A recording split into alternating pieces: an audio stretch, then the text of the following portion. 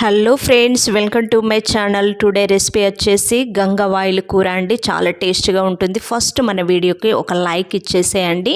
Video నచ్చితే చివరి వరకు చూసి ఒక సబ్స్క్రైబ్ కూడా చేసేసుకోండి.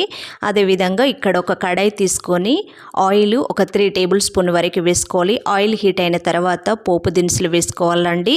దీంతోపాటు కరివేపాకును ఒక 2 రెమ్మల వరకు వేసుకొని, మిర్చి ఒక 3 వరకు తీసుకొని చిన్నగా కట్ చేసుకొని ఈ విధంగా వేసుకోవాలండి. దీంతోపాటు చిన్నగా తరిగిన ఆనియన్ని ఒక పెద్ద సైజు వరకు తీసుకున్నాను.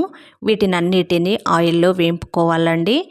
ఈ విధంగా మనము మగ్గించేసుకోవాలి. మగ్గిన తర్వాత ఇందులోకి నేను ముందుగా కట్ చేసుకున్న స్ప్రింగ్ ఆనియన్ని 1 కప్ వరకు వేస్తున్నానండి. దీంతో సూపర్ టేస్ట్ ఉంటుంది. ఒక డిఫరెంట్ స్టైల్లో ఉంటుందండి. ఖచ్చితంగా ఈ విధంగా స్ప్రింగ్ ఆనియన్ని మీరు వేసి చేసి చూడండి. గంగవాయిల్ కూరలో చాలా బాగుంటుందండి. ఈ విధంగా మగ్గిన తర్వాత ఇందులోకి కొద్దిగా పసుపును వేద్దామండి. 1 స్పూన్ వరకే యాడ్ చేశాను. దీంతోపాటు అల్లం కూడా, ఫ్రెష్ అల్లాన్ని ఒక 1 స్పూన్ వరకు తీసేసుకొని దీన్ని పచ్చివాసన పోయేంత వరకు ఈ విధంగా కలుపుకోవాలండి. గంగవాయిల్ కూర నేను ఒక 3 కట్టల వరకు తీసుకున్నాను. కాడలు లేకుండా ఆకులు మట్టుకే వేస్తున్నానండి. కాడలతో వేసుకున్నా కూడా బాగానే ఉంటుంది. బట్ నేను మాత్రము ఈ విధంగా చిన్నగా తరిగింది మట్టుకు వేసుకుంటున్నానండి. ఇందులోకి 1 స్పూన్ వరకు మనము సాల్ట్ వేసేసుకోవాలి. ఈ సాల్ట్ వేసుకొని కలుపుకున్న తర్వాత దీన్ని ఒక 3 మినిట్స్ వరకు మగ్గివ్వాలండి.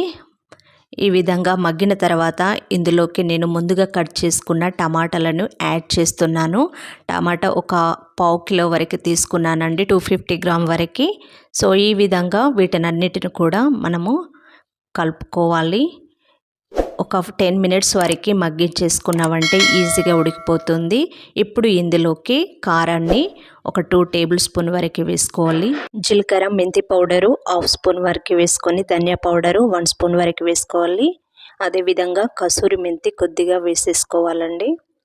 వీటినన్నిటిని మనము బాగా కలుపుకోవాలి. ఈ మసాలాలు కారం పట్టేలాగా బాగా కలుపుకొని ఇందులోకి చిన్నగా తరిగిన కొత్తిమీరను కూడా యాడ్ చేసేసుకొని మళ్ళీ ఒక 5 మినిట్స్ వరకు మగ్గించేసామంటే ఎంతో టేస్ట్కరమైన మన గంగవాయిల్ కూర ready. Thank you for watching.